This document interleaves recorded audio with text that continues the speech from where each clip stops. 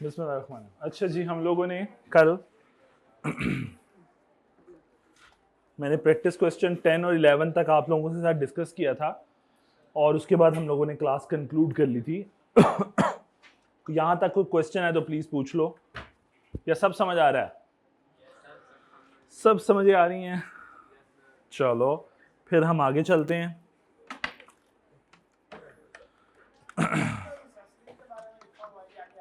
जी जी जी, accessories के बारे में।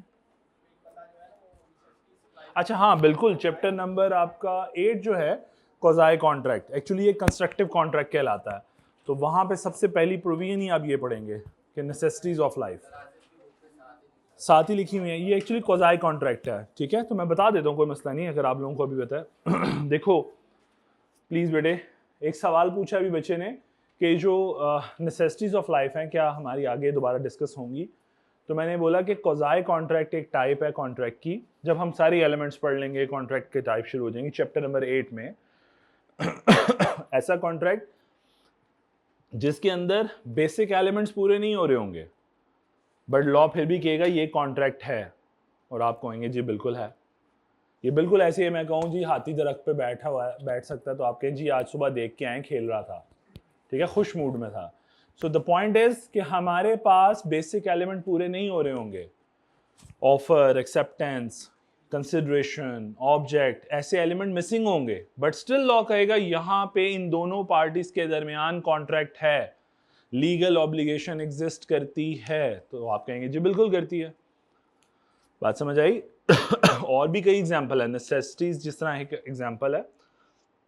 तो आप गौर करो, आप एक माइनर को नेसेसिटीज प्रोवाइड कर रहे हो, क्या उसने आपसे ऑफर की?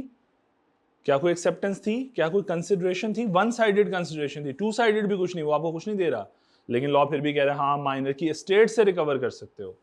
माइनर से नहीं कर सकते, माइनर की जायदाद से, स्टेट से रिकवरी होगी, माइनर से नहीं हो, पर्सनली माइनर से नहीं होगी। क्या बात समझ आई? इसी तरह एक और क्वाज़ाई कॉन्ट्रैक्ट की एग्जांपल है, बस वो छोटी सी एग्जांपल देके खत्म कर देता हूँ, फिर हम इंशाल्लाह तब पढ़ेंगे। आई बिलीव इससे ज्यादा नहीं लिखा होगा आसिफा की बुक में, इतना ही है। उनको क्वाज़ाई या कंस्ट्रक्टिव कॉन्ट्रैक्ट बोलते हैं। जिस समय अगर कहूँ मैं दूसरी प्री क्लास में, बल्कि वही चल रहा है टॉपिक, अगर मैं कहूँ आपको जमीन पे 5,000 का नोट मिले पड़ा हुआ, तो क्या करोगे? सबसे पहले पाँव रखो, ना जेब में नहीं डालते, पाँव रखते हैं ऊपर के कोई देख तो नहीं रहा, फिर आहिस्ता आहिस्ता देखते हैं, उठा लेते हैं। ठीक, समझाना ये चाह रहा था इस एग्जाम्पल। जज़ाकल्लाह यार, ये ले जा, ये जगह थोड़ी सी बेहतर हो जाएगी मेरे लिए, थैंक यू। समझाना ये चाह रहा हूं कि फाइंडर ऑफ गुड्स जब कोई चीज पिक करता है जमीन से, सपोज किसी को कोई चीज मिली है, तो उसके ऊपर एक लीगल ऑब्लिगेशन आ जाती है to deliver that good to the original owner. कोई ऑफर एक्सेप्टेंस नहीं, कोई कंसिडरेशन नहीं, कोई ऑब्जेक्ट नहीं, बेसिक एलिमेंट ही पूरे नहीं हो रहे, लेकिन फिर भी लॉ कहेगा कि फाइंडर के ऊपर ये लीगल ऑब्लिगेशन है। It's a contract between them, constructive, quasi. ठीक, दिखने में लग रहा है कॉन्ट्रैक्ट, है नहीं। ठीक है जी। सो ये उस कैटेगरी में से है जो आपने सवाल पूछा जी। यहां तक कोई और problem? Study necessities of life में कौन सी वाली थी? गार्डन वाले में जा रहा हूं बेटे। कहां पे था? कौन सी एग्जांपल थी? आसिफ साहब की बुक में? अच्छा, वो यूं बताओ ना, मैं अभी यहां ढूंढता फिर रहा हूं, बताइए। नेसेसिटीज में बेसिक लाइफ नेसेसिटीज हैं। अच्छा, वैसे उसमें रोटी कपड़ा यही चीज़ें ज़्यादा इन्वॉल्व होती हैं, मेडिसिन, आपकी फूड स्टफ्स, ये चीज़ें नेसेसिटीज में फॉल करती हैं जी बिल्कुल। एजुकेशन भी बेसिक नेसेसिटी तो है ना यार, बेसिक नेसेसिटी तो है। अगर आप गवर्नमेंट की तरफ से कोई बात होती है, हम बेसिक नेसेसिटीज प्रोवाइड करेंगे, गवर्नमेंट ऑफ पाकिस्तान कहती है, तो वो यही चीज़ें बात करती है, एजुकेशन, फूड, शेल्टर, सेहत भी, हेल्थ भी, तो ये बेसिक नेसेसिटी में फॉल करती है। हाँ, अब तुम उसे ऑक्सफोर्ड में भिजवा दो फॉर हायर स्टडीज, नहीं, वो नेसेसिटी का पार्ट नहीं है। जी क्लियर? और कोई सवाल? बस जी, चलें आगे। चलो जी, एग्जाम्पल 17, 18, 19 एक दफा पढ़ लो, ये हमने कल नहीं पढ़ी थी, लेकिन एक दफा गो थ्रू कर लो। आपने इससे अच्छी वाली 2 एग्जाम्पल देख ली हैं मेरे साथ। हमने अब तक 2 एरिया पढ़ लिए हैं। Number 1 age of majority, number 2 soundness.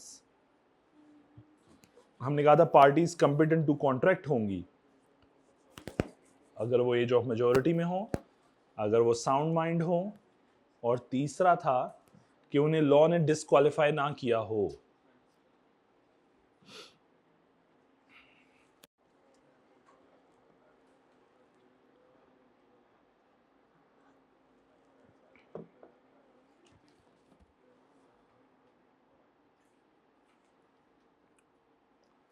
जी 17, 18, 19 समझ आ गई। चलो आगे।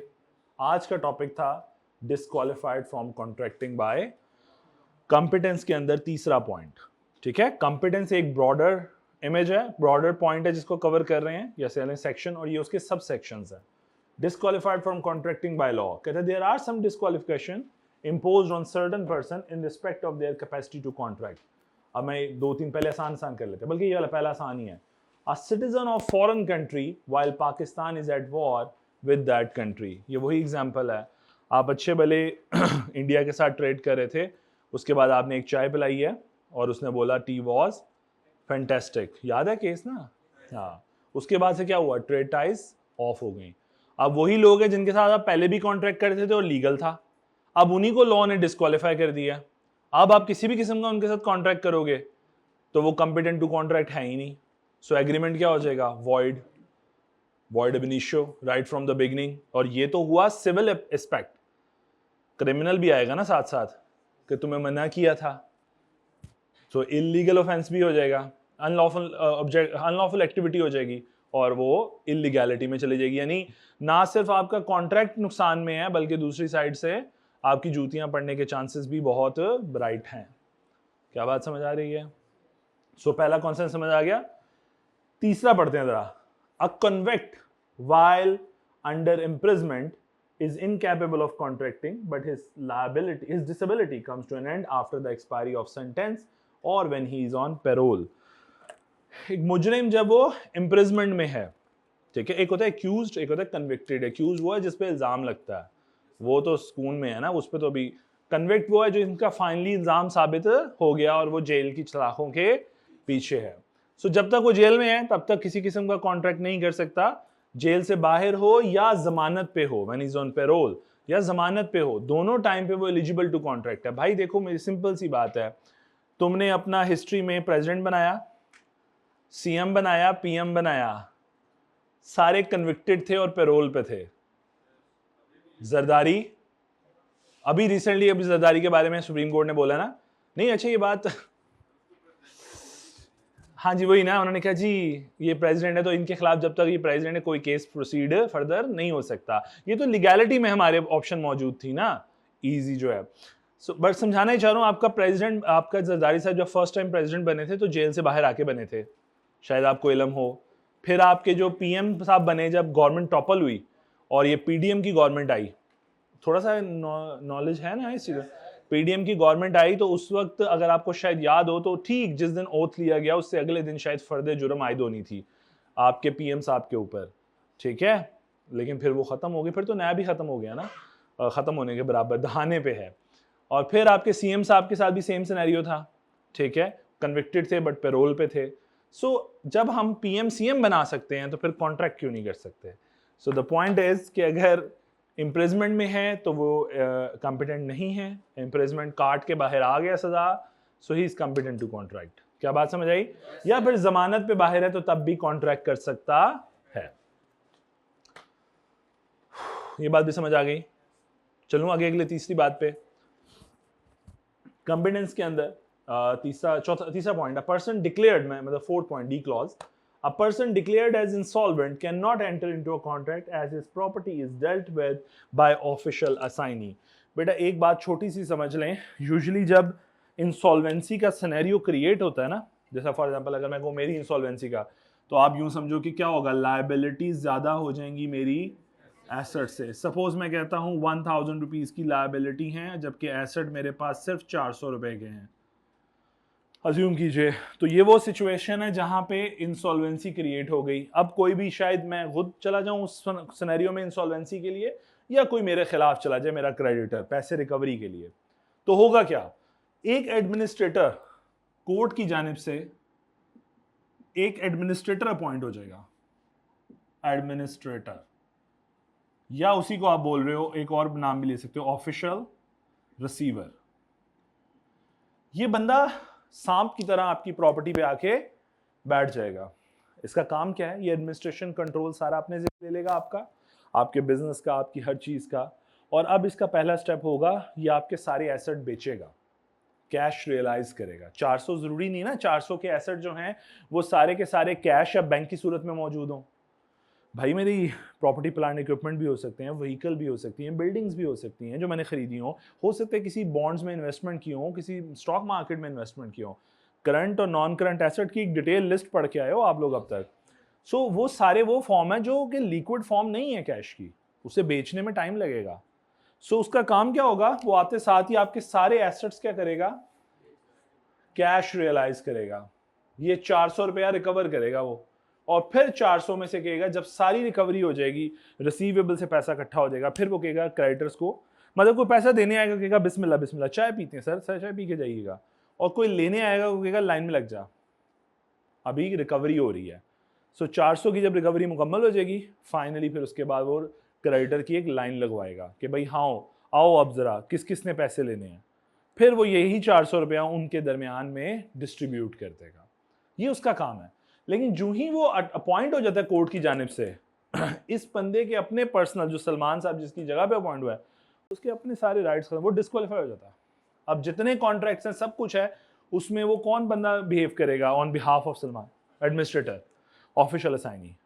तो अब जरा पढ़िए, a person declared as insolvent, यानी जिसके खिलाफ ऑर्डर आ चुका है, इंसॉल्वेंसी डिक्लेयर हो चुकी है कोर्ट की जानिब से, can not enter into a contract as is property, कि उसके जितने भी एसेट्स हैं, प्रॉपर्टी मूवेबल भी हो सकती है और इमूवेबल भी हो सकती है, is dealt with by the official assignee या रिसीवर, उसे अपॉइंट। सो अब सारे केस में यही बंदा है जो लीगल हैसियत रखता है कुछ भी करने की। सलमान साहब की हैसियत डिस्क्वालीफाई हो चुका है सलमान। क्या बात क्लियर हो गई? ये 3 पॉइंट क्लियर हैं। तो प्लीज जरा एग्जांपल 20, 21 छोड़ दें, बाकी पढ़ें 20, 22 और 23 प्लीज पढ़िए जरा।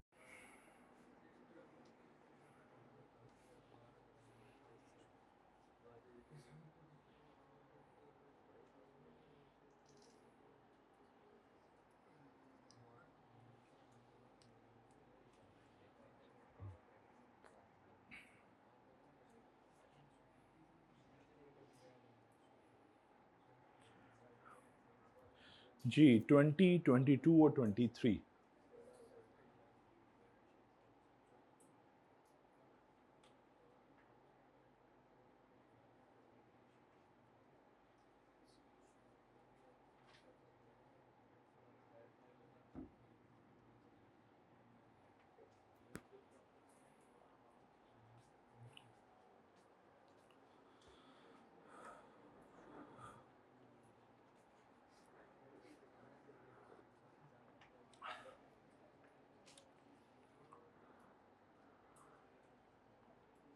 जी हो गया?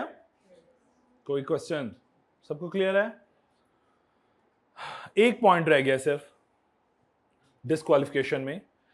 देखो बेटे, जो पहली जो बात, ये जो एग्रीमेंट्स होते हैं ना, बायलैटरल एग्रीमेंट्स, जिसमें 2 कंट्रीज ने आपस में एग्रीमेंट्स किए होते हैं, और उसमें होता ये है लाइक टू लाइक। आप मेरे मेहमान को इज्जत दोगे, मैं आपके मेहमान को इज्जत दूंगा, सिंपल सी। तो एम्बेसडर का भी सेम सिनेरियो है। आपके एम्बेसडर को जो उन कंट्रीज के अंदर प्रिविलेजेस हासिल हैं लॉ में, वो ही उनके एम्बेसडर्स को यहाँ पे हासिल हैं। बात समझ आ रही है? जो भी इम्यूनिटी बोलता हूं मैं उसको, ठीक है, जितनी जो भी इम्यूनिटी उनको आपकी कंट्री में हासिल है, वही आपके एम्बेसडर को हासिल है उनकी कंट्री में। जिस तरह जो फैसिलिटीज हम, हाँ थोड़ी बहुत ऊपर नीचे हो सकती है, लेकिन जो जो फैसिलिटीज हम यूएस एम्बेसडर को यहाँ देते हैं, वो हमारा एम्बेसडर वहाँ एंजॉय करता है। इम्यूनिटी क्या? अब उन्हें सिविल कोर्ट में घसीटा नहीं जा सकता, उन्हें कोर्ट्स में घसीटा नहीं जा सकता, यूं कहूंगा, उन्हें लोकल कोर्ट्स में घसीटा नहीं जा सकता। उनके खिलाफ एक्शन लेगी तो उनकी अपनी जुरिस्डिक्शन में एक्शन होगा उनके खिलाफ। आप बंदा बस वापस भेजें। क्या मेरी बात समझ आ रही है? आप उनके खिलाफ कोर्ट ऑफ लॉ में नहीं जा सकते, एक्सरसाइजेबल नहीं है। हालांकि आपका राइट होगा। देखो फॉर एग्जांपल, अगर ये एम्बेसडर है हमारे यूएस के, नुमान है ना नाम, नुमान एम्बेसडर है यूएस के, तो अगर फॉर एग्जांपल मैं इनके साथ कॉन्ट्रैक्ट कर लेता हूं तो कोई लॉ मना नहीं कर रहा। लेकिन प्रॉब्लम ये है कि कल को इनकी जो ऑब्लिगेशन है वो मेरा राइट है, ये अपनी ऑब्लिगेशन फुलफिल ना करें तो मेरा राइट डैमेज होगा, मैं कोर्ट में जाऊंगा। लेकिन मसला ये एम्बेसडर है, मैं इसके खिलाफ कोर्ट में नहीं जा सकता, लोकल प्रोसीडिंग्स नहीं चला सकता, इम्यूनिटी हासिल है इसको। तो होगा क्या, मेरा राइट डैमेज होगा और मैं एक्सरसाइज भी नहीं कर पाऊंगा, लीगली इन्फोर्स भी नहीं करवा पाऊंगा। क्या मेरी बात समझ आ रही है? क्या करने? हाँ यस, लेकिन वो फिर लीगल कॉस्ट ज्यादा होता है आपका। आप इस लेवल से समझो, अगर आपको याद हो तो इमरान खान ने एक दफ़ा इंटरनेशनल यूके कोर्ट्स को लिखा था कि यार हमारे पास इतने फंड्स नहीं है कि हम आके आपसे लड़ते रहे यहाँ पे केस। तो जब कंट्री लेवल पे तुम्हारे पास इतने फंड्स नहीं है तो फिर इंडिविजुअल लेवल पे कहाँ से आएंगे? उसकी रीज़न बताता हूँ। प्रॉब्लम ये नहीं है फंड्स नहीं है, प्रॉब्लम ये है कि लीगल बेनिफिट कम हो जाता है लीगल कॉस्ट से। ये प्रॉब्लम है। मैंने इससे रिकवर करना है सपोज 50,000 रुपया, वो आने जाने की टिकट ही खाली यूके की, या केस फाइल करने की लीगल कॉस्ट इससे ज्यादा होगी, तो फिर मुझे क्या फायदा इसके खिलाफ केस फाइल करने का? जिद में करूं तो वो एक, हाँ मुमकिन है, जिद में करूं वो एक अलग बात है। उधर के लॉयर भी होगा जिसको पैसे देने पड़ेंगे, उनकी लीगल फीस, केस फाइल करने की लीगल फीस होती है वो पे करनी पड़ेगी, फिर चक्कर अलग। जरूरी नहीं है एक ही केस में डिसाइड हो जाए, देन आपको वहां जाके रहना है, डिसाइड करना है जो भी है। सो वो लीगल बेनिफिट कहीं कम होंगे और कॉस्ट कहीं ज़्यादा होगी, दैट्स वाई हम नहीं जाते फिर। ठीक है, मना नहीं है, मना नहीं है। Foreign sovereigns and ambassadors have immunity unless they choose to submit themselves to the jurisdiction of our court.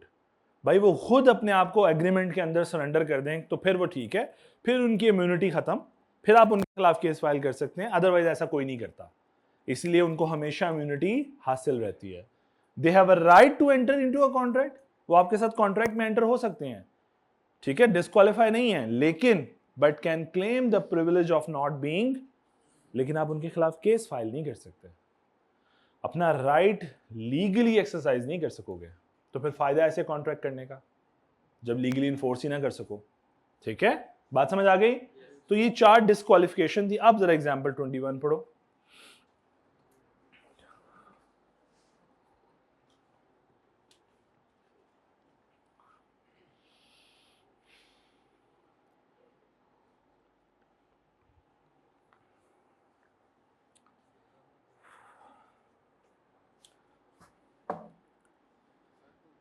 जी जी पढ़ लिया एग्जाम्पल।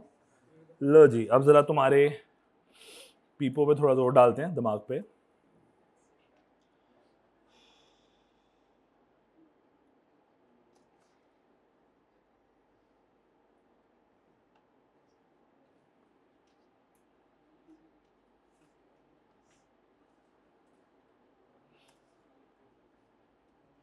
ले जी, मैं ज़रा अब आप लोगों के दिमागों पे थोड़ा जोर डालने लगा हूँ। कोई किसी को लुकमा नहीं देगा, प्लीज़ जो भी होगा खुद सोचिए। बल्कि एक मिनट ठहरिएगा, मैंने वो एरिया पढ़ा दिया हुआ है क्या?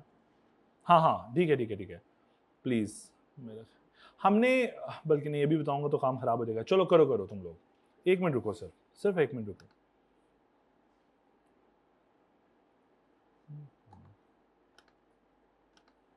जस्ट अ मिनट, मैं देख लूँ हमने वो एरिया कर लिया हुआ है ना? हाँ कर लिया हुआ है, ओके। अब मैं 1 मिनट, चलो जी, ये क्वेश्चन है मांझा। अच्छा जी, ये क्वेश्चन है, प्लीज इसे पढ़िए और सोल्यूशन बताइएगा, इसका आंसर क्या होगा। पास पेपर है ऑटम 2022 का। मैं आपसे इस तरह रैंडम सवाल करवाया करूंगा क्लास में, एक एक्टिविटी, उसमें दूसरे को लुकमा देने की जरूरत नहीं, खुद लुकमा लो, ठीक है, खुद सोचो क्या आंसर होगा और उसके बाद प्लान करते रहो।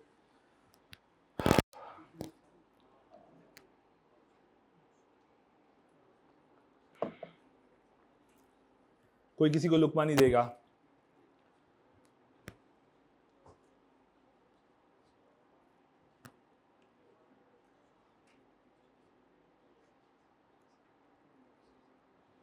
मार्क्स हैं इसके 4 नंबर का सवाल है।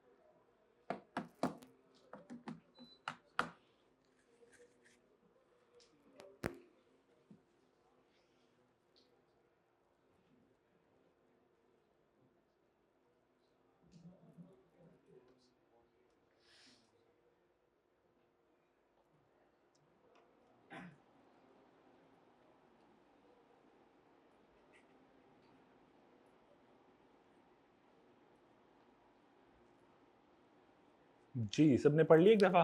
सोल्यूशन बिल्ड कर लो अपने, क्या आंसर बना लो अपना। आंसर भी बना लिया बेटियों ने भी?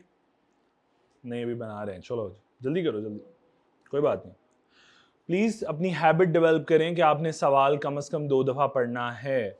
मैंने पहले भी बोला पेपर वाले दिन मैं नहीं याद आऊँगा, ठीक है?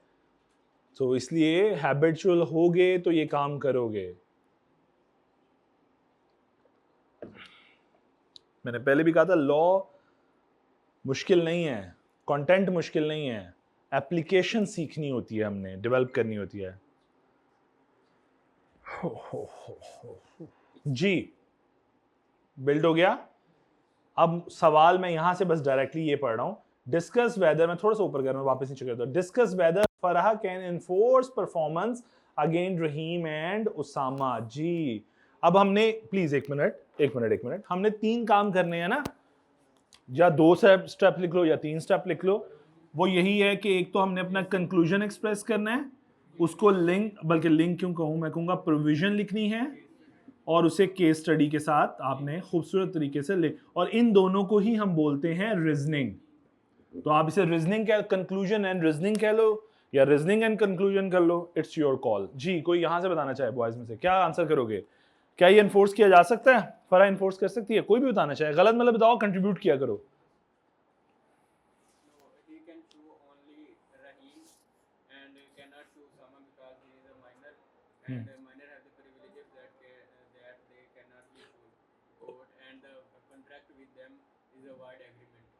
ओके कोई बेटियों में से एक्सप्रेस करना चाहे? इंग्लिश की जरूरत नहीं है, मुझे सिर्फ लॉ समझाओ, क्या कह रहे हो, उर्दू में समझाओ खुल के, कोई मसला नहीं। जी बेटियों में से कोई बताना चाहे?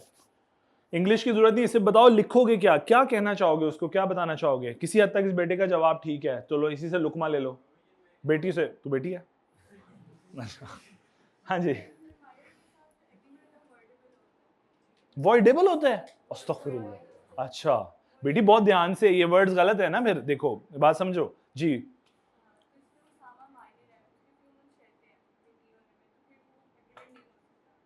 एग्रीमेंट नहीं हो सकता, ओके एग्रीमेंट नहीं हो सकता। जी बेटों में से कब कोई और आंसर करना चाहे, एलैबोरेट करना। देखो कुछ बातें हैं जो इन सॉल्यूशंस में गलत हैं, अभी मैं जब बात करूंगा तब समझ आएगा। इस बेटी ने आखिर में बात गलत की जो कि पूरा सवाल को ऐसे काटा लगेगा, ठीक है जी? शाबाश, आप समझ आई बात की।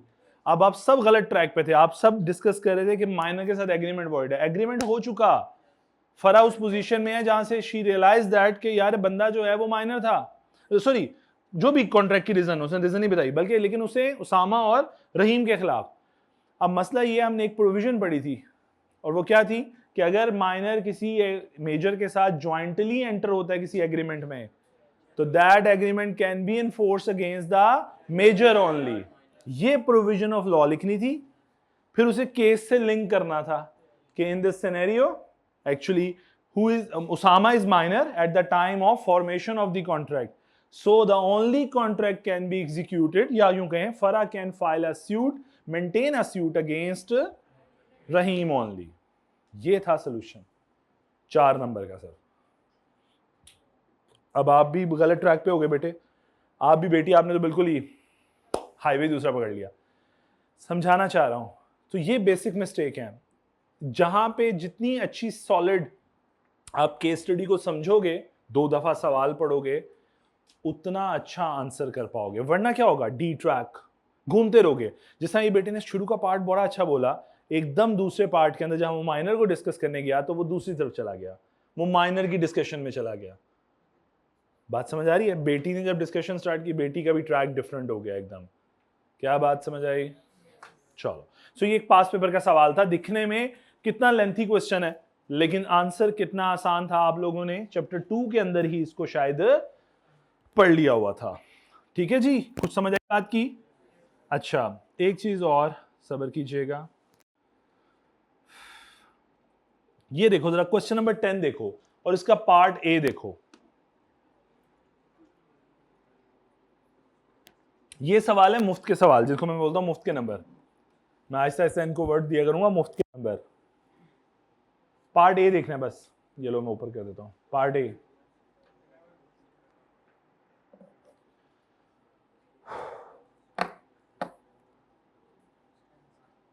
कहते हैं कौन सी ग्राउंड्स हैं जिनके ऊपर प्रपोजल रिवोक हो जाता है, और साथ ही एक और बात भी पूछी, 2 सवाल हैं इसके अंदर, also describe the time frame after which कि प्रपोजल रिवोक नहीं हो सकता। तो ये दोनों बातें हमने चैप्टर नंबर 2 में डिस्कस की हैं। प्रपोजल कई रीजंस की वजह से रिवोक हो जाता है, काउंटर ऑफर हो जाए, टाइम लैप्स हो जाए, मैनर ना फॉलो हो, वट वो सारी बातें आसान आसान। और टाइम लिमिट में क्या लिखोगे? एक्सेप्टेंस? नो। कौन सी स्टेज से पहले पहले ऑफर रिवोक हो सकती है?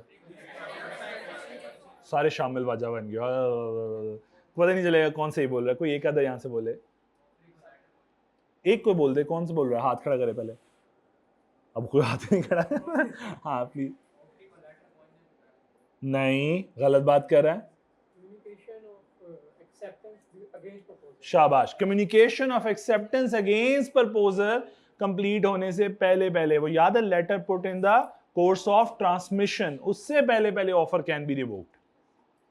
ठीक है, तो आप बाकी जितने बजे इफ बट लगा रहे हैं उसके साथ वो गलत कर रहे हैं। बात समझ आ रही है? प्लीज अपने नॉलेज को एक दफा एक्यूमुलेट किया करो, फिर आंसर किया करो, वर्ड्स ढूंढा करो जो पढ़े हैं। बात समझ आई? देखो एक कमेंट आईकैप का ये भी आता है एग्जामिनर का कि जनाब आप बच्चा जो है ना, मुझे लॉ का स्टूडेंट नहीं लगता कई दफा। उसकी रीजन ये होती है कि बच्चा लिख सही रहा होता है, लेकिन हर सब्जेक्ट का ना एक लहजा होता है, वो लहजा हमने आहिस्ता आहिस्ता डेवलप करना है अपनी राइटिंग के अंदर। इंशाल्लाह जब हाथ से प्रैक्टिस करवाऊंगा ना, और वो करवानी है, मैंने अभी तक कोई ऐसा सवाल दिया नहीं जो मुझे चेक करना है, मुझे पता है कौन सा सवाल आगे चल के मुझे देना है घर के लिए और फिर वो चेक करना है। क्या बात समझ आ रही है? वहां पे चेक करूंगा, आज दूंगा इंशाल्लाह होमवर्क। ठीक है जी। सो ये 2 सवाल हमने इसी पास पेपर में से देखे ऑटम 2022 में। अगर आपको ओरिएंटेशन क्लास अब आप सब ले चुके हो, मुझे उम्मीद है कि कोई ऐसा नहीं है जिसने यूट्यूब से नहीं ली। तो मैंने बताया था शायद कि मार्च 2022 से लेकर अब तक जो पेपर्स हुए हैं, 2022 के 2 पेपर्स, मार्च और सितंबर का, 2023 के 2 पेपर्स और 2024 का 1 पेपर, टोटल पेपर्स बनते हैं 5 पेपर्स। बेटा ये हमारा रोल मॉडल है। इससे पीछे जाएंगे तो एग्जामिनर की स्कीम भी एजुकेशन की स्कीम भी चेंज थी, एग्जामिनर का टेस्टिंग पैटर्न भी डिफरेंट था, और आपके सब्जेक्ट के मार्क्स भी 50 थे, जिसमें से 15 तो एमसीक्यूज होते थे, 34 मार्क्स का पेपर था बी लॉ का। सो 34 मार्क्स की जो टेस्टिंग होती थी वो 2 टॉपिक से होती थी, और वो दोनों अब आपके सिलेबस में नहीं है। हाँ, मैं रियलिटी बता रहा हूं। देखो कैफ 4 से पहले ये कैफ 3 था, जिसमें 50-50 मार्क्स के 2 पेपर थे, सी लॉ और बी लॉ। बी लॉ के 50 मार्क्स में से, मैं सेग्रीगेट कर रहा हूं, 50 में से 15 के एमसीक्यूज आते थे, और बाकी 35 मार्क्स में से बेटे उसके 2 फेवरेट टॉपिक थे, नंबर 1 गारंटी और प्लेज। इनसे वो बहुत सवाल, इसके अलावा जो 2 टॉपिक थे वो हमारे कोर्स का हिस्सा है, पार्टनरशिप और निगोशिएबल, लेकिन उसका भी डिजाइन डिफरेंट था उस वक्त। तो जो एरिया है ना पास पेपर के, most of the pass papers होंगे वो इन पे ज्यादा फोकस थे। कॉन्ट्रैक्ट वाइज बता रहा हूँ, इस कॉन्ट्रैक्ट एक्ट में से बता रहा हूँ। तो वो कॉन्ट्रैक्ट एक्ट के जब वो फेवरेट टॉपिक ही हमारे सिलेबस का हिस्सा नहीं है अब ये दोनों, तो फिर हमारे लिए वो पास पेपर भी रेलेवेंट है। और फिर एग्जामिनर मैच्योर भी हो गया थोड़ा सा, क्वेश्चन पूछने का अंदाज, मैंने भी आपको 2 सवाल एक सवाल दिखाया बल्कि अच्छे वाला, तो पूछने का अंदाज बड़ा है उसका, इम्प्रोवाइज हो गया। बात समझ आ रही है? तो हमारे पास ये 5 पेपर्स हैं जो हम वक्तन फवक्तन इसी तरह टॉपिक के साथ मैं आपसे यहीं पे एक एक्सरसाइज करवाया करूंगा, और कुछ प्रैक्टिस ऐसी होगी जो मैं घर से करने के लिए दूंगा, यहाँ नहीं करवाऊंगा, क्योंकि मेरी विश होगी आप लिखो जाके। ठीक है, तो अपॉर्चुनिटी खराब मत कीजिएगा। उसकी रीजन है कि अगर आपने नहीं लिखा और मैंने अगले दिन डिस्कस कर लिया तो खत्म हो गई कहानी, फिर आपने वो सवाल सुन लिया, अब अगली बार उस सवाल में से कोई क्रैक नहीं मिलेगा आपको, या कुछ सीखने को नहीं मिलेगा। चलो जी वापस आता हूं। तो ये वाला जी मैंने अभी यहां से बस ये चेक किया था एक दफा, तो ये वो पॉइंट था जिसको हम डिस्कस कर रहे थे, if the minor enter into agreement jointly. कल ही पढ़ा था, कल या परसों पढ़ा था गालबन। ठीक है जी, आगे चलते हैं जी। अब ये एक सवाल है जो जी मैंने कहा था होमवर्क के लिए दूंगा। ये वो सवाल है बेटे मैं मंडे की क्लास में आप लोगों की होमवर्क चेक करना चाहूंगा। सोल्यूशन प्लीज कोई देख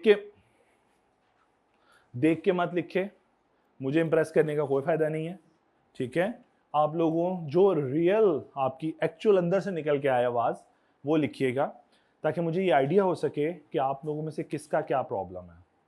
क्लियर? सो ये होमवर्क है। शुएब एज 15, 2019 का पास पेपर है, question number 3 part A. Asifa की बुक में भी गालबन ये मौजूद होगा, मेरा मानना है। देखिए अवेलेबल है। पेज नंबर बता दीजिए बेटे मुझे। 49 पेज नंबर पे है जी ये, ठीक है। तो जो बच्चे वो बुक फॉलो कर रहे हैं तो 49 पेज पे क्वेश्चन नंबर कौन सा बेटी? लास्ट क्वेश्चन है जी, 36। ठीक है जी, तो ये आप लोगों ने होमवर्क के तौर पे करके आना है। लो जी आगे चलते हैं जी। अब फाइनली हमारा next topic consideration.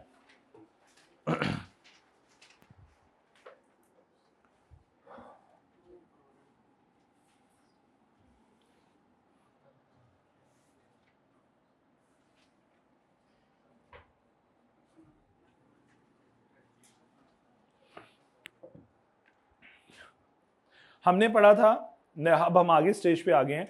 Offer when offer becomes accepted it becomes a promise, और प्रॉमिस के बाद अगला एलिमेंट था कंसिडरेशन का। और मैंने उस वक्त आसान लफ्जों में बोला था consideration means the two way benefit, दोनों पार्टीज के लिए बेनिफिट मौजूद होना चाहिए। अगर मैं कहूँ ये सलमान है और साथ नुमान के साथ कॉन्ट्रैक्ट हो रहा है, सलमान ने गुड्स डिलीवर करनी है और नुमान ने से 50,000 रुपीज पे करना है। सो यूं समझाया था कि सलमान की ये जो ऑब्लिगेशन है ये इनफैक्ट नुमान का राइट है, या यूं कहें नुमान के लिए कंसिडरेशन है। लाइकवाइज ये नुमान ने जो 50,000 पे करना है ये सलमान के लिए क्या है? कंसिडरेशन है। अब यहां पे एक और छोटी सी बात बेटे, और मैंने ये कहा था फॉर्मेशन जो है उसका एग्जीक्यूशन से ताल्लुक नहीं है। फॉर्मेशन हो सकता है आज हो जाए, execution may be after 1 month, may be after 2 month. जिस तरह ऑटोमोबाइल इंडस्ट्री की बार बार एग्जांपल पढ़ी कि एग्जीक्यूशन होती है आफ्टर 6 मंथ्स। बात समझ आ रही है? अगर मैं इसी की बात करूं, इसी एग्जांपल की, मैं कहूं नुमान मुझे 50,000 एडवांस दे दे और मैंने ये गुड्स डिलीवर करनी है से जून में। आज मई है ना, मई की आज 25 को इसी मुझे पैसे पे कर दिए और मैंने इसको मिड जून में जाकर डिलीवरी करनी है गुड्स की। तो मुझे तो मेरे हिस्से की कंसिडरेशन मिल गई, इसका नुमान ने अपना ऑब्लिगेशन फुलफिल कर दिया, मेरा बेनिफिट मुझे मिल गया। हाँ मेरी ऑब्लिगेशन ड्यू है इन जून। ऐसा पॉसिबल है? क्यों नहीं है? बिजनेस हो सकता है मैंने प्रोडक्शन अभी नहीं की हुई, प्रोडक्शन जून में होगी, या मेरा माल आ रहा है, इंपोर्ट हो रहा है, माल ही जून में आना है तो आपको जून में दे देंगे। इंडस्ट्री के नॉर्म समटाइम्स ऐसे चलते हैं। जैसा मैं उस दिन बता रहा था कि एग्रीकल्चर केमिकल का नॉर्म क्या है कि किसान अपना पैसा ऑफ सीजन में देता है कि सर पैसे एडवांस लें, हमें जब सीजन आएगा तो स्प्रे दे दीजिएगा, केमिकल दे दीजिएगा। तो हम बीइंग कंपनी क्या करते हैं, बेनिफिट आज एंजॉय करते हैं और ऑब्लिगेशन 6 महीने 4 महीने 5 महीने बाद फुलफिल करते हैं। सो ये कंसिडरेशन जो मुझे मिल चुकी, दैट्स अ पास्ट कंसिडरेशन। अच्छा ऐसा भी तो होता है समटाइम्स। अच्छा ये जो पास्ट का वर्ड मैं यूज कर रहा हूं ये हमेशा वन साइडेड आप यूज करोगे किसी एक बंदे के एंगल से, क्योंकि उसके लिए डिफरेंट सिनेरियो, सलमान के सिनेरियो से ही डिस्कस कर रहा हूं, तो कोई एक पर्सपेक्टिव रखिएगा इसको समझने के लिए। तो ये होगी पास्ट कंसिडरेशन। अब अगर दूसरा सिनेरियो देखो प्रेजेंट का, ऐसा भी तो हो सकता है कि एक हाथ दो एक हाथ लो, ये सर आपकी गुड्स, ये आपके पैसे। साइमल्टेनियस परफॉर्मेंस भी तो हो सकती है बैक वक्त। सो उस केस में क्या होगा, वन साइडेड कंसिडरेशन जारी होगी, दूसरी साइड से वन साइड से कंसिडरेशन जारी होगी, दूसरी साइड से आ रही होगी प्रेजेंट कंसिडरेशन। तीसरा सिनेरियो फ्यूचर कंसिडरेशन भी तो हो सकती है, ठीक है। फॉर एग्जांपल मैं गुड्स डिलीवर कर दूं और नुमान कहे कि सर 3 हफ्ते बाद पैसे ले लीजिएगा, प्रेजेंट फ्यूचर कंसिडरेशन। क्या मेरी बात समझ पा रहे हो? मैंने एक एंगल से बात की है ना कि मुझे बेनिफिट मिल गया, या मुझे अभी मिल रहा है, या मुझे फ्यूचर में मिलेगा। सो इसका मतलब कंसिडरेशन डिपेंड, एग्जीक्यूशन की वजह से कंसिडरेशन पास्ट भी हो सकती है, प्रेजेंट भी हो सकती है, फ्यूचर भी हो सकती है। क्या बात समझ आई? है तो बेनिफिट ही। आसान लफ्जों में बेनिफिट अभी भी मिल सकता है, पहले एडवांस में भी मिल सकता है, उसी वक्त भी मिल सकता है, और हो सकता है फ्यूचर में भी मिले। लेमैन की तरह सोचो ना, ऐसे हो सकते हैं कॉन्ट्रैक्ट्स। क्लियर? अच्छा, फिर एक और बात ऑफर में पढ़ी, डेफिनेशन पे जाने से पहले एक बात ऑफर में और पढ़ी हमने कि एक्सेप्टर को ऑफर का पता होना चाहिए, या ऑफरी को ऑफर का पता होना चाहिए। यही बात पढ़ी थी ना, वो जो एक मिसिंग वॉलेट और वो जो एग्जांपल डिस्कस की थी। इसका मतलब है ये जो सारा कॉन्ट्रैक्ट की, जो कॉन्ट्रैक्ट फसाद की जड़ है वो ऑफर है। ऑफर से आगाज हुआ सब चीजों का, प्रपोजल से आगाज हुआ ना, इसलिए हमने बात आगाज भी स्टार्ट भी ऑफर से ही किया था, प्रपोजल से किया था। सो ये दो बातें समझाई हैं। अब डेफिनेशन पे जरा आता हूं। कहने को कंसिडरेशन का मतलब वही है, टू वे बेनिफिट, लेकिन जरा आप समझते हैं टेक्निकल अंदाज से। When at the desire of promisor, बेटा मुझे मजबूरी में इस केस को समझाने के लिए इसे क्या कहना है, प्रोमिजर, और इसे कह देता हूं प्रोमिजी। और अब आपको पता है जब ऑफर एक्सेप्ट हो जाए तो इट बिकम्स अ प्रॉमिस, और इन दोनों के नाम चेंज हो जाते हैं। यही इस वजह है कि मैं इसके लिए प्रोमिजर और प्रोमिजी का वर्ड इस्तेमाल कर रहा हूं। अच्छा, इसको मैं शिफ्ट भी कर दूं तो कोई फर्क, they are just the positions. ये प्रोमिजर क्यों है, इसने ऑफर की होगी, अगर ये ऑफर कर देता तो नुमान को प्रोमिजर बोल देते, कोई फर्क। When at the desire of promisor, इसका मतलब प्रोमिजर की डिजायर पे सारा कुछ इनिशिएट होगा। तो ऑफर की बुनियाद भी तो यही है, ऑफर स्टार्ट ही पर ऑफरर की साइड से होती है। When at the desire of promisor the promisee और एनी अदर पर्सन। अच्छा, मुझे एक बात बताओ, जब ऑफर की जाती थी तो क्या ऑफर का बेसिक मीनिंग क्या था? I want to do something और not to do something for you, ऐसे ही होता था ना। और दूसरी पार्टी से रजामंदी लेनी होती थी कि यार तुम कुछ मेरे लिए करोगे या किसी काम से रुक जाओगे।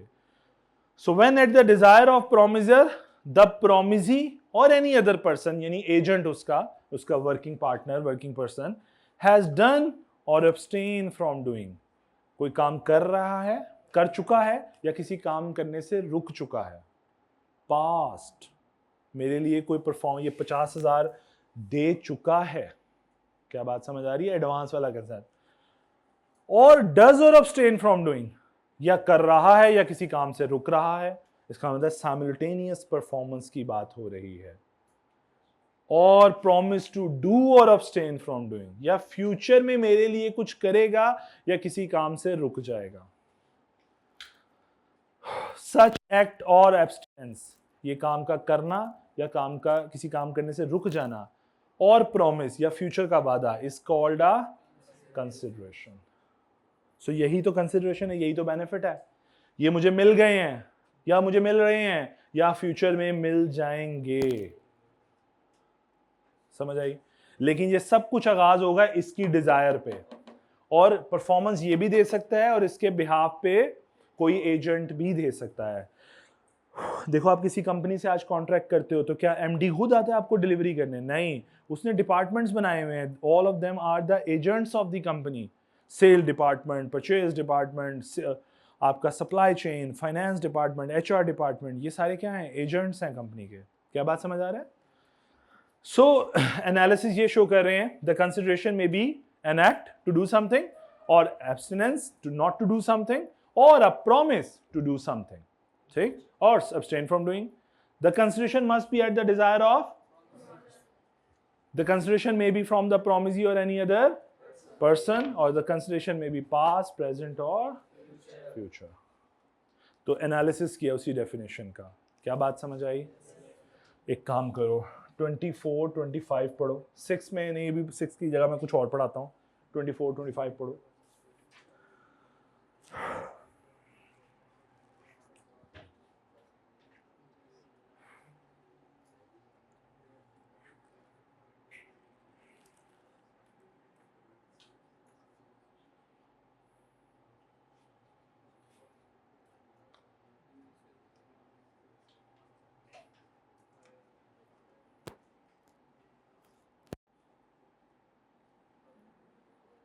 तो 9 भी देख लो। बेटियों को भी क्लियर है? ऊपर वाली दोनों। चलो जी, 27, 8, 9।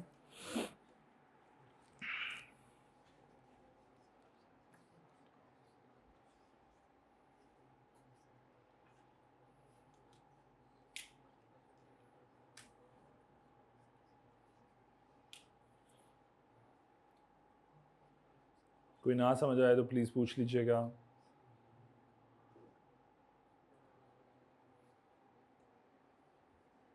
यहाँ पे देखो उसने ये लाइन लिखी भी हुई है, past services amount to past consideration.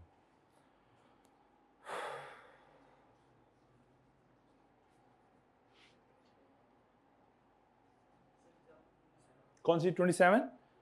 Akram rendered some services to Wasim in the month of August. In September, Wasim promised to compensate Akram an amount of rupees 10,000 for the services he rendered to him. ये बिल्कुल ऐसे ही है, goods दे दी हैं और ये जो पैसे हैं ये मिलने हैं जून में, ठीक है। तो past services amount to past consideration, Akram can recover. अच्छा, इनमें से पहले नाम लिख लेता हूँ मैं यहाँ पे, अकरम है जी और दूसरा कौन सा है? वसीम।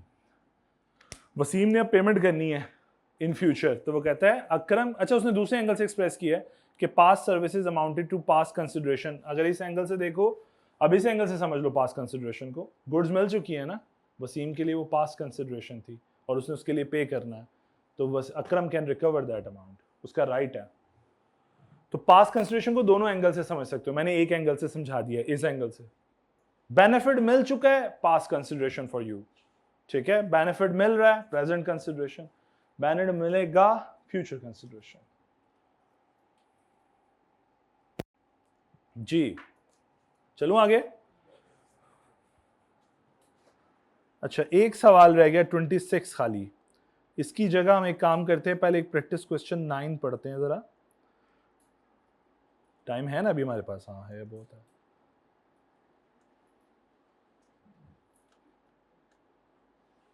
लो जी, ये केस है, पढ़िए, सोल्यूशन मत पढ़िएगा, चलो मैं इसको नीचे कर दूंगा ईमानदारी से, बल्कि एक मिनट ठहरो, सबर सबर सबर, I have a better solution.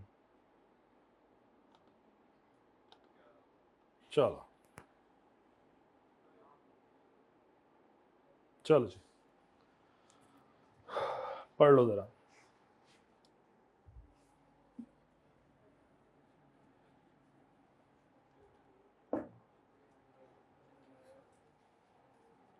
Sorry,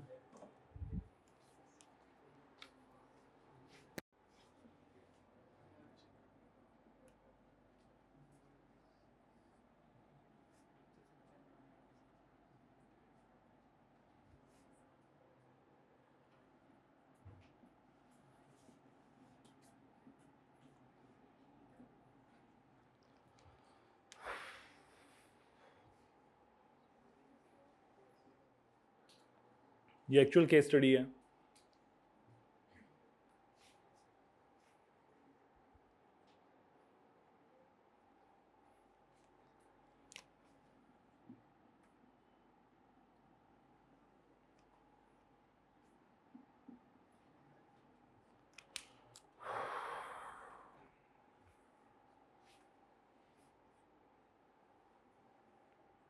जी चल, पढ़ ली सबने एक दफा। आरती है, old lady transfer certain property to his daughter, to her daughter actually, उसने प्रॉपर्टी ट्रांसफर की अपनी बेटी को, रमाया, with a direction that R should pay annuity to Aarti brothers चनाया, कि वो अपने चनाया का, उसके भाई का, भाई है ना, हाँ उसके भाई का, मैटरनल अंकल का ख्याल रखेगी। लो जी, एनविटी कहते हैं ये वो अमाउंट जो उसके आपके लिविंग एक्सपेंडिचर आप जिसमें मीट कर रहे होते हो अगले पर्सन के, से मैं कहता हूँ वो 50,000 रुपीज़ पे करेगी अपने मैटरनल अंकल को उनकी मैयत तक, ठीक है। On the same day R executed a deed in writing in favour of her maternal uncle C, फौरन से पहले उसने एक डीड बनाई जिसमें उसने मैटरनल अंकल की फेवर में सब कुछ लिख दिया कि हाँ भाई मैं आपका ख्याल रखूंगी आपके मरने तक। आपको ये बड़ी अनरियलिस्टिक सी एग्जांपल लग रही होगी, बट रियलिटी में ऐसा होता है, ऐसे एग्रीमेंट्स मौजूद हैं जिसमें आप एक पर्सन को, जैसा मैंने पहले भी क्लास में बहुत सी क्लासेस में बताया था कि मेरी फैमिली में एक बहुत रिच फैमिली है जिनका जो बहुत बड़ा बेटा है, जो बहुत बड़ा बेटे से मुराद सबसे बड़ा जो बेटा है वो थोड़ा डिसेबल्ड है, वो अपने ख्याल नहीं रख सकता, खा पी नहीं सकता प्रॉपरली। तो उसके जो बाकी बहन भाई हैं उनके पेरेंट्स सब चूँकि ही they are on the old age, तो वो प्रॉपरली अभी तो नौकर चाकर हैं, अमीर फैमिली है वेल्दी, तो उन्होंने अपने सारी औलाद को एक ऑफ़र की कि जो हमारा मरने के बाद इस डिसेबल्ड भाई का ख्याल रखेगा इसके हिस्से की सारी प्रॉपर्टी इसके मरने के बाद उसको ट्रांसफर हो जाएगी। सो इस तरह के एग्रीमेंट्स होते हैं। कोई हाँ हमारी नज़र से ना गुजरे हों वो एक अलग बात है, बट रियलिस्टिकली ऐसे एग्रीमेंट्स होते हैं। ठीक है जी, चलो जी। On the same day R ने एक डीड एग्जीक्यूट की कि कहीं माँ प्रॉपर्टी देने से इनकार ना कर दे, तो उसने फौरन से पहले एक डीड बनाई और मैटरनल अंकल को एग्री किया thereby to pay the annuity. Later R refuse to pay the annuity on the plea, अब प्रॉपर्टी मिल गई तो नीयत खराब। Later R refuse to pay the annuity on the plea that no consideration had move from C. आसान सी बात, हमने पढ़ा था कि कंसिडरेशन तो टू वे होनी चाहिए। वो कह रही है जनाब मैं यहाँ से पैसे तो भिजवाती हूँ हर साल हर महीने, बदले में मुझे क्या मिल रहा है? ये वन साइडेड बेनिफिट है, दूसरा कहाँ है? सो अब क्वेश्चन ये है जी जी एक मिनट ना अभी आंसर ना कर ऐसे। Discuss whether she is entitled to maintain, तो बताइए क्या सी केस फाइल कर सकता है रमाया के खिलाफ for this 50,000 annuity per month annuity से? यस क्यों? ये लो ये मिसिंग है एग्रीमेंट। इसका मतलब देखो हम एक रूल पढ़ते हैं, नो कंसिडरेशन नो कॉन्ट्रैक्ट। तो इसी बात की तो वो प्ली ले रही है कि मुझे मिल नहीं रही। पास्ट कैसे? मामी ने क्या किया हुआ उसके लिए? पास्ट में क्या पाल पोस के भरा किया है? तो जमीन तो माँ की तरफ से आ रही है, केस तो ये चल रहा है। माँ ने कहा था तो माँ के बात की लाज रखी जाए लीगल वैल्यू में। सच्चो मुसलमानों तुक्के लगाओ जी। कोई और सजेशन? ये वाला फारग हो गया पास वाला, कोई और सजेशन? माँ वाली बात में थोड़ा दम है लेकिन थोड़ा सा लीगली वे में बताओ। लायबिलिटी है मतलब?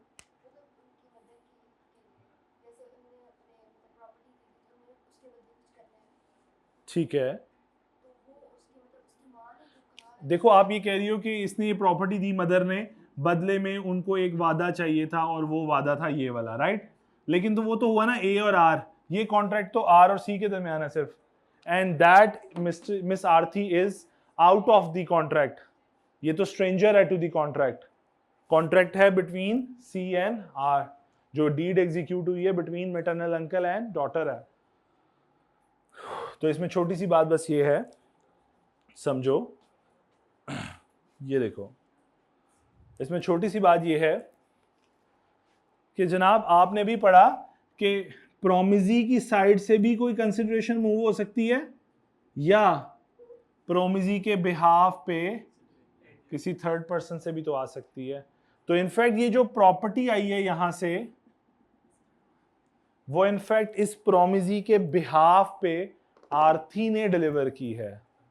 दोबारा लाइन पढ़ो, प्रोविजन पढ़ो, प्रोविजन भूल गए हो, प्रोविजन जरा एक दफा दोबारा फोकस करो।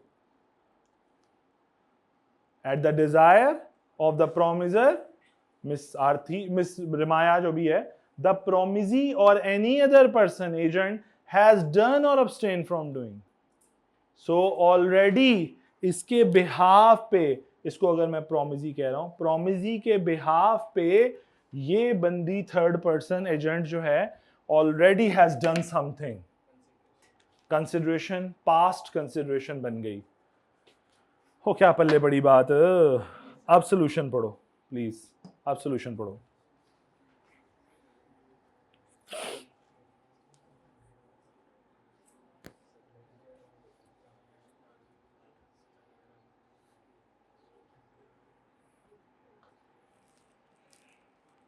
जी समझ भी आ गया?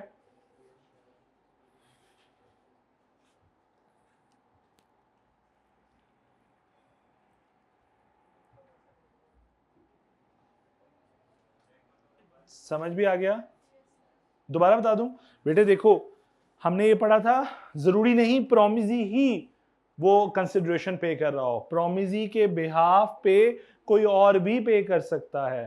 तो यहां पे इस मैटरनल अंकल पे नहीं कर रहा अपने हिस्से की कंसिडरेशन। देखो ये प्ली ले रही है, ये इल्जाम लगा रही है कि मैं क्यों दूं, मैं पैसे क्यों दूं जबकि ये बदले में मुझे कोई बेनिफिट नहीं देते? तो it's not a two way consideration. तो लॉ यही सिखा रहा है भाई, इधर से नहीं आ रही कंसिडरेशन, तुम्हें बेनिफिट उसके एजेंट की साइड से आ रहा है और तूने ऑलरेडी एंजॉय कर ली है वो प्रॉपर्टी, तेरे नाम आ गई है, इसका मतलब पास्ट कंसिडरेशन थी फॉर यू। अब now it's your consideration, it's your obligation to pay. क्या बात समझ आई है? अब पढ़िए सोल्यूशन। कौन सी वाली? कौन सी वो नहीं समझ आ रही? रीजन समझ आ रही? कहता है मैटरनल अंकल सी दो स्ट्रेंजर टू द कंसिडर। अच्छा, मैंने स्ट्रेंजर टू कंसिडरेशन वाली लाइन से कंफ्यूज हो गए हो। देखो बेटे एक बात याद रखना, अच्छा इसको भी इग्नोर करके अगर तुम सिर्फ ये देखो, मैटरनल अंकल सी दो स्ट्रेंजर टू कंसिडरेशन, कंसिडरेशन में move from the promisor and other person. आपको जो बात नहीं समझ आ रही ना, वो स्ट्रेंजर टू द कंसिडरेशन का कॉन्सेप्ट है और स्ट्रेंजर टू द कॉन्ट्रैक्ट का। दो बातें हैं, देखो एक बात समझना, इन दोनों के दरमियान कॉन्ट्रैक्ट हुआ, डीड एग्जीक्यूट, तो दोनों कॉन्ट्रैक्ट की पार्टी हैं, आर एंड सी उस डीड का हिस्सा हैं। हाँ, ऑल्दो सी की साइड से कोई बेनिफिट फ्लॉट नहीं हो रहा है, इसका मतलब है मिसिंग कंसिडरेशन है, इसको बोलते हैं स्ट्रेंजर टू द कंसिडरेशन, यानी वो पार्टी जो कंसिडरेशन पे नहीं कर रही होती लेकिन कॉन्ट्रैक्ट का तो हिस्सा है ना। मैं ये कह सकता हूं कि सी जो है ये स्ट्रेंजर टू द कंसिडरेशन है, अजनबी है कंसिडरेशन के हवाले से, बिकॉज मिसिंग कंसिडरेशन ना, लेकिन ये स्ट्रेंजर टू द कॉन्ट्रैक्ट नहीं है, ये कॉन्ट्रैक्ट का हिस्सा। अगर ये डीड एग्जीक्यूट ना हुई होती तो ये केस फाइल ना कर सकता, अगर ये डीड ना बनी होती ये केस फाइल ना कर सकता, बिकॉज उस केस में ये स्ट्रेंजर टू द कॉन्ट्रैक्ट होता। ऊपर से अब मैं समझाने ये लगा हूं, स्ट्रेंजर टू द कंसिडरेशन अगर कोई शख्स हो तो वो तब भी केस फाइल कर सकता है, यही समझाना। और अगर ये स्ट्रेंजर टू द कॉन्ट्रैक्ट होता तो केस फाइल नहीं होना था। अब यही बात अगर यहां तक पहुंच गए हो तो ये देखो, stranger to the consideration can sue but a stranger to the contract cannot sue। आगे लाइन पढ़ो, in the above case although C was a stranger to the consideration but was not stranger to the contract as there was a separate contract between him and R। एक deed sign हुई थी ना इसमें, रमाया में और चनाया में। However, maternal uncle C could not have sued on the basis of a gift deed executed by A in favor of a daughter or because he was not party to it। अगर वो ये deed execute ना करती ना रमाया तो फिर क्या होता, चनाया और रमाया में कोई इश्यू ना होता, कोई किसी किस्म का एग्रीमेंट ना होता, और चनाया अगर इसका हिस्सा बनने की कोशिश करता तो वो तो कॉन्ट्रैक्ट की पार्टी ही ना होता, तो फिर वो तो कॉन्ट्रैक्ट था बिटवीन ए एंड आर। चनाया केस फाइल करने की कोशिश करता तो कर सकता था नहीं, तो इसका मतलब stranger to the contract can not file a suit. भाई जो बात मेरे उसके नुमान के दरमियान है, कोई तीसरी पार्टी आके केस को इन्फोर्स किसी भी पार्टी के खिलाफ, बात समझ आई? या तो इस दो पार्टी से के रिलेशनशिप में या तो मैं केस फाइल कर सकता हूं या नुमान कर सकता है, तीसरा कोई बंदा भी में चूंचा नहीं कर सकता। क्या बात समझ आई है? सो ये चूंचा इसलिए कर रहा था, इसके साथ एक एग्रीमेंट साइन था और कॉन्ट्रैक्ट था बिटवीन आर एंड सी। सी इस गिफ्ट डीड की बेस पे केस फाइल नहीं कर रहा था, जी इस डीड की बेस पे केस फाइल कर रहा था। क्या कुछ पहले बड़ी बात? चलो भाग हो जाते, अल्लाह ताला आप सबको साइन रखना।